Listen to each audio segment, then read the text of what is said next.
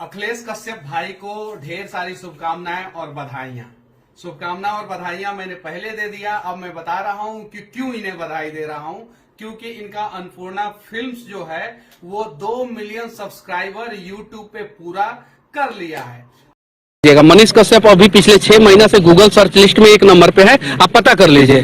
Google search list पे, YouTube पे मैं दूसरे नंबर पे हूँ, पहले नंबर पे खेसारी लाल यादव।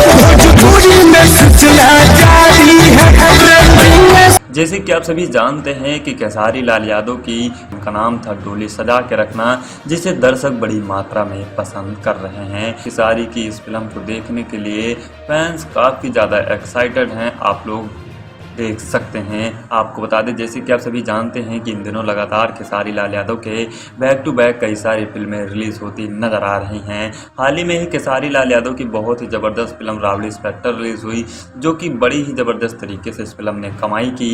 इस फिल्म को भी दर्शक बड़ी ही मात्रा में पसंद कर रहे हैं, क्योंकि खेसारी लाल यादव के साथ इस फिल्म में अमरपाली दुबे और भोजपुरी की 2 अभिनेत्रियां हमें और भी देखने को मिल रही हैं। वैसे खेसारी लाल यादव और अमरपाली दुबे की जोड़ी दर्शकों के बीच में काफ़ी ज़्यादा पसंद की जाती है और इस बार भी दर्शक काफ़ी ज़्यादा पसंद कर रहे हैं।